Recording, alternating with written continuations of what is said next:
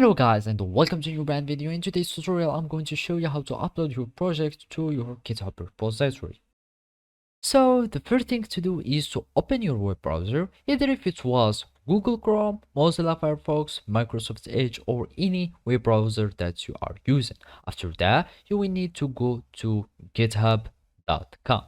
And now we will need to create an account so we can be able to use the GitHub services. So basically all we need to do is to click on sign up and then it will redirect us to the sign up page.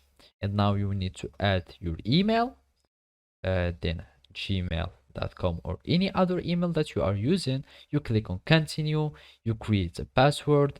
So if it was anything like that, click on continue and then you will add a username, for example whatever the username was.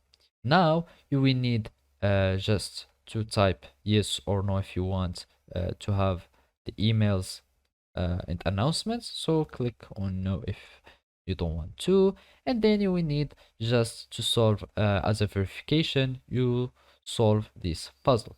So we start this puzzle, identical objects, we do like this, and then you will do like that, and then you will create an account.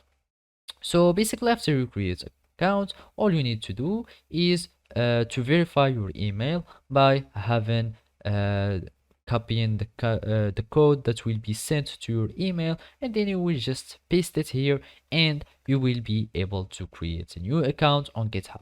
After that it will sign in you and you will have access to use the GitHub repository. And basically now all you need to do is to follow these simple steps. So after you log in, you will need to go to your profile, to your repository, and then you will need to go here to your repository. You will add, and then you will need to upload files. After that, you will need just to upload your project here. After you maybe zip it or other things, and then you will need to wait until your files and projects be uploaded, and you will have your project that will be uploaded successfully to your repository on GitHub. So basically this is how you can do it. Thank you for watching and see you next time.